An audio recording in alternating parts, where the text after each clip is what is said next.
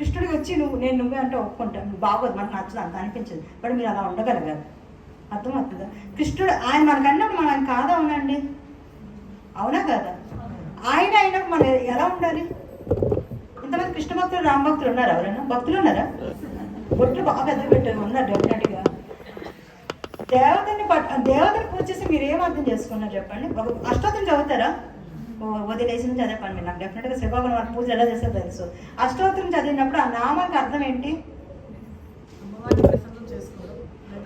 నాకు స్టార్టింగ్ నుంచి అర్థమైన స్వప్న, నువ్వు ప్రతిదీ కూడా ఎంత ఇస్తావని అడుగుతున్నా దేవుడు.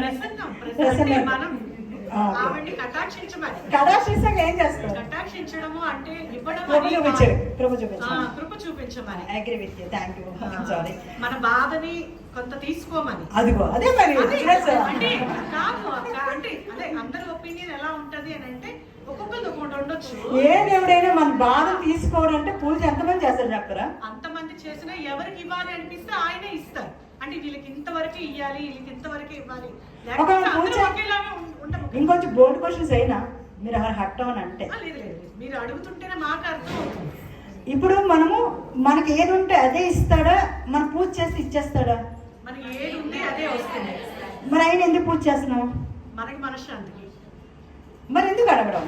అడగలేదక్క, మీరు అడగలేదు. చాలా మంది అడుగుతారు కదా, అమ్మ నా కొడుకు మంచిగా ఉండాలి, నా కోడలు మంచిగా, నా కూతురు మంచిగా, నా పిల్లలు బాగుంటుంది, బాగా చదవాలి, ఎంత పెద్ద లిస్ట్ బయట చెప్పరు. కానీ డే మార్నింగ్ దేవుడికి ప్రార్థిస్తే అది మంచిగా సాగుతుంది అని నమ్మకం పూర్వం నుంచి, మొదటి నుంచి, మన తండ్రి నుంచి మనకి అది వచ్చింది. కానీ మీరు ఒకటే బలంగా చక్కగా కోరుకున్నాం. రోజు మొత్తం బాగా అంటే ఒక్కొక్కటి కోరుకోవట్లా, రోజు మొత్తం బలంగా మంచిగా కోరుకున్నాం. ఇక్కడ మనకి మీకు ఒక విషయం చెప్తాను చూడండి. మనకి పూజలు ఎందుకు వచ్చాయి, భక్తి ఎందుకు వచ్చింది, మంత్రాలు ఎందుకు వచ్చాయి అంటే అల్లటప్ప కాదండి. ఋషులు మునులు వాళ్ళని ఆస్వాదించి పరమాత్మను అనుభవించి మనం కూడా అలా అనుభవించి ఆ స్థితికి వెళ్ళడానికి పుట్టినవి అవి. ఒక్కసారి ఋషులకి మునులకి వాళ్ళు స్తోత్రాలు ఊరికే రాయలేదు, మనం ఏదో చదివి మనం ఏదో చేయడానికి. ఇప్పుడు నేను దీని గురించి ఒక విషయం చెప్తాను, మీకు ఎంతవరకు అర్థమవుతుందో నాకు తెలియదు.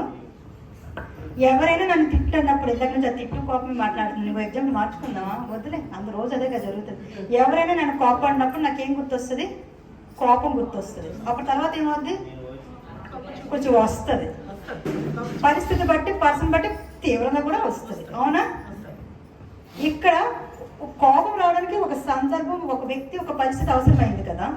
అదే విధంగా మనలో మనశ్శాంతి ఉంటుందా? అది బయటికి రావడానికి భక్తి ఉంటుందా?